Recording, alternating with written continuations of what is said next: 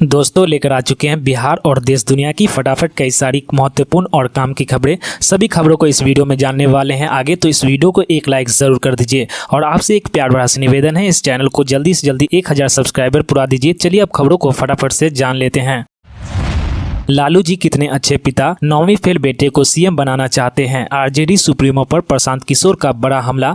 बता दें, जनसुराज अभियान के तहत बिहार की पदयात्रा पर निकले प्रशांत किशोर ने आरजेडी सुप्रीमो लालू प्रसाद यादव पर फिर जवानी हमला किया है। उन्होंने कहा कि लालू प्रसाद यादव भले ही अच्छे नेता या शासक नहीं बन पाए पर बहुत अच्छे पिता हैं। गुरुवार को मधेपुरा के 2 प्रखंडों में पदयात्रा की, जहां उन्होंने कई कार्यक्रमों को संबोधित किया। इस दौरान प्रशांत किशोर ने राजद सुप्रीमो लालू प्रसाद यादव पर तंज कसते हुए कहा कि लालू यादव कितने अच्छे पिता हैं जो 9वीं फेल अपने बेटे को मुख्यमंत्री बनाना चाहते हैं। उन्होंने पीएम नरेंद्र मोदी को भी लेकर काफी कुछ सुना डाला। एलपीजी के दामों में 3 महीने बाद फिर बढ़ोतरी। पटना में गैस सिलेंडर के नए रेट, चलिए बताते हैं क्या नए रेट होने वाले हैं। अगस्त महीने शुरू होते ही लोगों को महंगाई का झटका लगा है। एलपीजी के दामों में इजाफा कर दिया गया है। बिहार में व्यावसायिक गैस सिलेंडर की कीमत में 8 रुपये की बढ़ोतरी हुई है। राजधानी पटना में 19 किलोग्राम वाले एलपीजी सिलेंडर की नई कीमत 1927 रुपये 50 पैसे हो गई है। बता दें कि अप्रैल 2024 के बाद पहली बार व्यावसायिक गैस सिलेंडर की कीमत बढ़ी है। हालांकि 14.2 किलोग्राम वाले घरेलू एलपीजी सिलेंडर के दामों में कोई बदलाव फिलहाल नहीं किया गया है। बीपीएससी शिक्षा बहाली 3 में आरक्षण का पुराना कोटा ही लागू होगा। शिक्षा विभाग का डीईओ को निर्देश। बता दें, बिहार लोक सेवा आयोग शिक्षा बहाली परीक्षा फेज 3 में आरक्षण का पुराना कोटा ही लागू होगा। बिहार सरकार द्वारा आरक्षण का दायर 50 से बढ़ाकर 65% किए जाने के फैसले पर सुप्रीम कोर्ट की रोक के बाद शिक्षा विभाग ने इस संबंध में सभी जिलों को निर्देश जारी किया है। प्राथमिक शिक्षा निदेशक मिथिलेश मिश्रा ने सभी जिला शिक्षक पदाधिकारी को पत्र लिखकर 50% आरक्षण के अनुसार बीपीएससी शिक्षक बहाली फेज 3 में नियुक्ति करने के निर्देश दिए हैं। 7 जिलों में भारी बारिश और 26 शहरों में वर्षा के साथ ठनका का येलो अलर्ट जारी। उमस भरी गर्मी से मिलेगी राहत। बता दें, सुस्त पड़ने मानसून के बीच बिहार में मौसम करवट ले रहा है। काफी इंतजार के बाद फिर से राज्य के विभिन्न जिलों में भारी बारिश शुरू हो गई है। बीते 2 दिनों में बुधवार को 14 और गुरुवार को 16 जिलों में भारी बारिश और मध्यम दर्जे की बारिश हुई। पटना, मुजफ्फरपुर समेत कई जिलों में भारी बारिश होने के कारण उमस भरी गर्मी से थोड़ी राहत मिली है। कल शुक्रवार को राज्य के 7 जिलों में भारी बारिश की चेतावनी मौसम विभाग ने जारी की थी। मौसम विभाग ने शुक्रवार को सूबे में 7 जिलों में भारी बारिश को लेकर येलो अलर्ट भी जारी किया था। बता दें कि किशनगंज, सुपौल, कटिहार, पूर्णिया, भागलपुर, मधेपुरा व अररिया में भारी बारिश होने की संभावना है। वहीं प्रदेश के दक्षिण एवं उत्तर पूर्वी भागों में 1 या 2 जिलों में गरज और चमक के साथ हल्की वर्षा की संभावना है। स्वतंत्रता दिवस पर बिहार के 61 दंपति बनेंगे पीएम मोदी के विशेष मेहमान। क्यों और कैसे हुआ चयन, चलिए आपको बताते हैं। स्वतंत्रता दिवस के मौके पर दिल्ली के लाल किला पर हर साल देश के प्रधानमंत्री तिरंगा फहराते हैं। इस समारोह में देश और विदेश के मेहमान भाग लेते हैं। पीएम नरेंद्र मोदी इस साल 15 अगस्त को झंडोत्तोलन करेंगे। लाल किले में आयोजित समारोह में बिहार से 61 दंपति प्रधानमंत्री के विशेष मेहमान बनने वाले हैं। आकांक्षी प्रखंड के एक लाभार्थी दंपति को विशेष अतिथि के रूप में आमंत्रित किया गया है। पीएम के आमंत्रण के सभी दंपति काफी खुश नजर आ रहे हैं, तो उसके गांव वाले भी इसे विशेष उपलब्धि बता रहे हैं। देश में आकांक्षी प्रखंडों की संख्या 500 है, जिसमें से बिहार के 61 प्रखंड शामिल है। राज्य से 61 लाभार्थी दंपति का चयन समारोह के लिए किया गया है, जो स्वतंत्रता दिवस समारोह में प्रधानमंत्री मोदी के विशेष मेहमान बनेंगे। पंचायतों में 6570 लेखपाल की बहाली का मामला अटका। 65% आरक्षण पर पंचायतों में 6570 लेखपाल की बहाली का मामला अटका। 65% आरक्षण का फंसा पेच। बिहार पंचायतों का कामकाज तेजी से निपटाने के लिए 6570 लेखपाल सह आईटी सहायक की नियुक्ति प्रक्रिया अटक गई है। बहाली के लिए जुलाई में परीक्षा होनी थी, लेकिन इसे स्थगित कर दिया गया है। बिहार में आरक्षण सीमा 65% करने के मामले पर न्यायालय की रोक के बाद पूरी प्रक्रिया रोक दी गई है। पंचायती राज विभाग ने लक्ष्य रखा था कि अक्टूबर तक सभी पंचायतों में लेखपाल सह आईटी सहायक की बहाली कर दी जाएगी। जुलाई में परीक्षा के बाद सितंबर में रिजल्ट जारी करने की भी बात थी। पंचायतों में लेखपाल सह आईटी सहायक की कमी से कामकाज काफी प्रभावित हो रहे हैं। चिराग पासवान की लोजपा ने सुप्रीम कोर्ट से SC/ST आरक्षण पर पुनर्विचार की मांग की। केंद्रीय मंत्री चिराग पासवान की लोक जनशक्ति पार्टी रामविलास ने सुप्रीम कोर्ट से SC/ST आरक्षण के सब कैटेगरी और क्रीमी लेयर बनाने के फैसले पर पुनर्विचार की बात की है।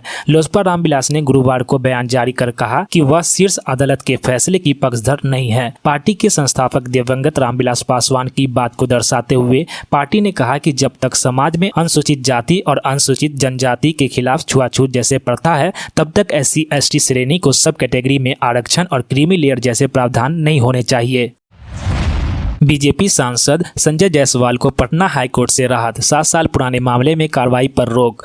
बिहार के पश्चिम चंपारण से सांसद और भारतीय जनता पार्टी के पूर्व प्रदेश अध्यक्ष संजय जायसवाल को पटना हाईकोर्ट से बड़ी राहत मिली है। उनके खिलाफ चल रहे 7 साल पुराने एक आपराधिक मामलों में कार्रवाई पर रोक लगा दी गई है। दरअसल MLC चुनाव के दौरान साल 2017 में उन्होंने एक सड़क पर उद्घाटन किया था। उस समय उन पर आचार संहिता के उल्लंघन का आरोप लगाते हुए पूर्व चंपारण जिले के घोड़ासहन में FIR दर्ज की गई थी। हाईकोर्ट ने इस मामले में नीतीश सरकार से जवाब मांगते हुए हलफनामा दायर करने का भी आदेश दिया है।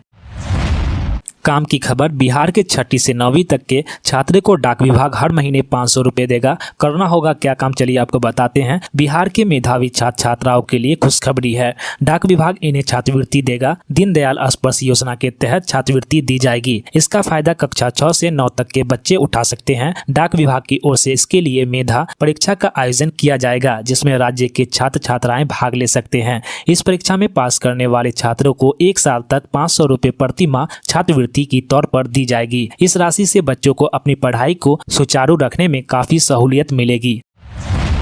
बिहार में आसमान से बरसी मौत की आफत, 5 जिलों में बरपा ठनका का कहर, 12 लोगों की मौत। मानसून की झमाझम बारिश का इंतजार कर रहे बिहार में पानी तो नहीं हो रहा है, पर आसमान से मौत बरस रही है।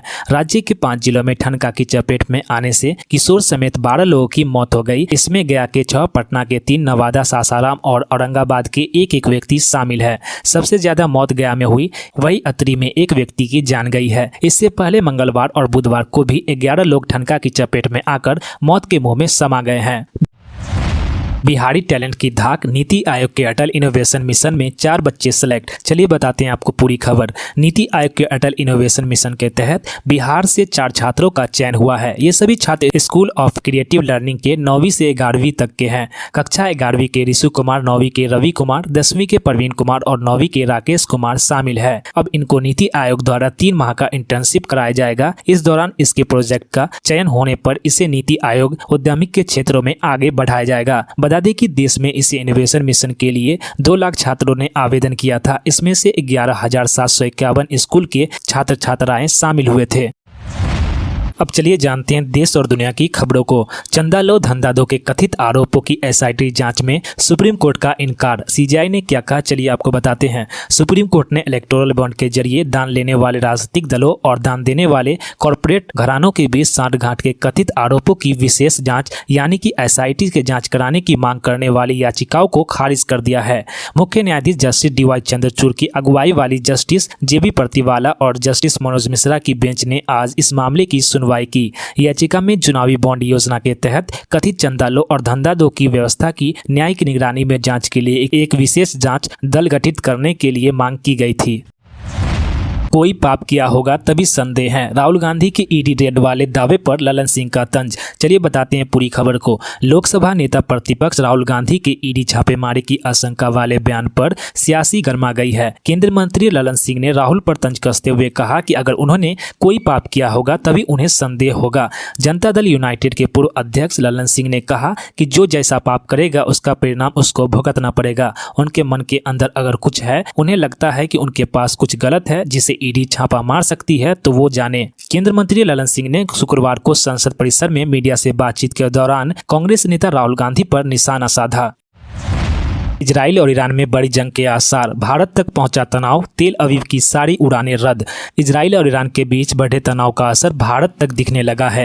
एयर इंडिया की इजराइल के लिए अपनी सभी फ्लाइट को कैंसिल कर दिया है। शुक्रवार को एयर इंडिया ने बताया उसने 8 अगस्त तक के लिए अपनी सभी उड़ानों को रद्द कर दिया है जो तेल अवीव जानी थी। एयर इंडिया ने बयान जारी कर बताया, मिडिल ईस्ट में जैसी स्थिति है उसे देखते हुए हमने तत्काल प्रभाव से तेल अवीव के लिए उड़ानों को रद्द कर दिया है। 8 अगस्त तक ये फ्लाइट कैंसिल रहेगी। हम स्थिति पर लगातार नजर बनाए हुए हैं। इसके अलावा तेल अवीव जाने और आने वाली उड़ान करने वाले यात्रियों से हम भी संपर्क में हैं।